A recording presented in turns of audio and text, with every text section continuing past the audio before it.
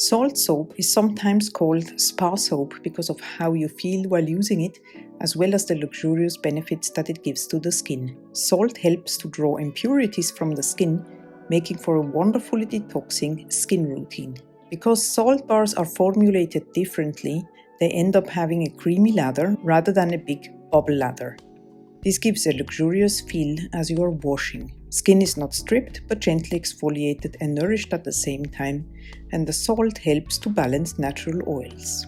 We are going to add a little bit of Himalayan salt as well, known for its disinfecting properties for the skin. I'm weighing out the salt so I can add it to the soap when at trace. You can use any amount from 50 to 100% of the oil weight of your recipe. Dead sea salt and Epsom salt are not advised in soap making. Dead sea salt has a very high mineral content and Epsom salt is high in magnesium. Both will draw moisture from the air and make a sweaty soap.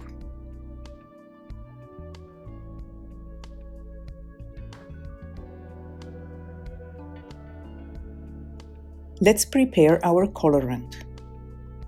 I am using a pigment called Electric Bubble Gum from Brambleberry. This pigment needs to be mixed with a lightweight oil before use. Mix it well with the oil until the mixture is clump-free and smooth.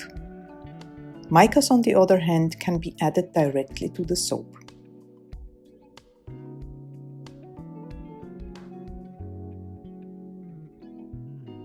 For fragrance, I'm using Black Iris from Scent Perfect.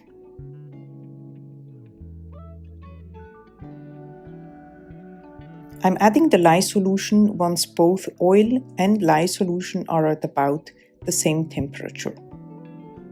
And with the use of a stick blender, I give it a good mix. It is important that the mixture is thick enough to suspend the salt, as it would otherwise sink to the bottom.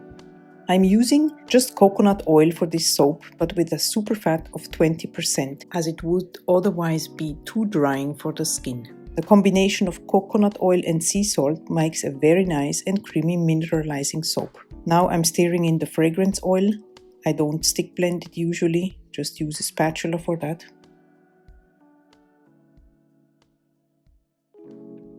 And it's now time to add the salts and then mix well to distribute within the mixture.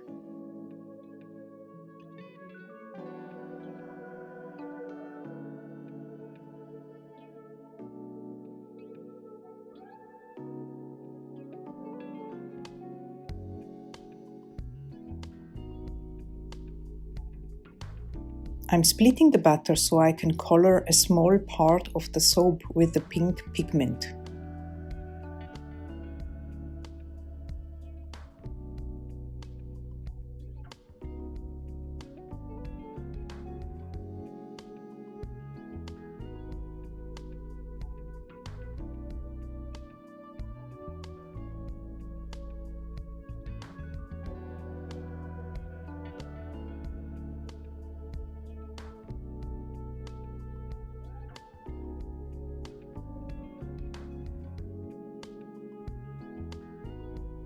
I stick blend a little more to make sure that the soap is thick enough to suspend the salt once poured.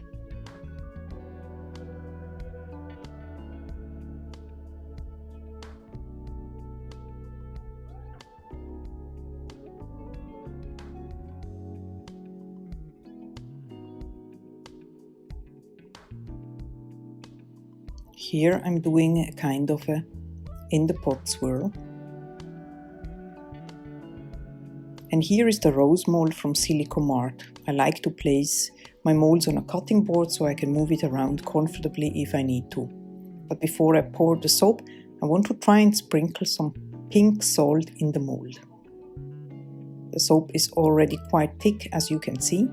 This recipe hardens very fast, which is normal for coconut soaps, and you will be able to unmold it in just a couple of hours. If you plan to make a loaf, make sure you cut it after an hour, or it might be too hard if you wait too long.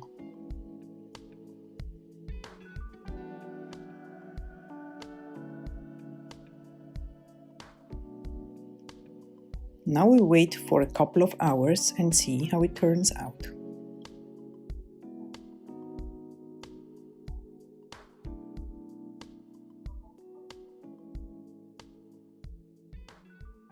I'm very curious to find out how this turned out, especially with the salt on top.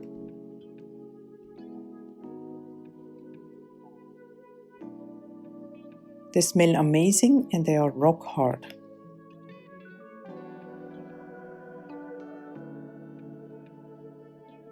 Let them cure like normal soaps before use. There are more playlists and interesting videos for you to check out, and if you like this video, please give it a thumbs up. Consider subscribing if you are interested in other soap making project and skincare DIY, and hit the notification bell so you don't miss anything. See you very soon and have a wonderful day. Bye bye!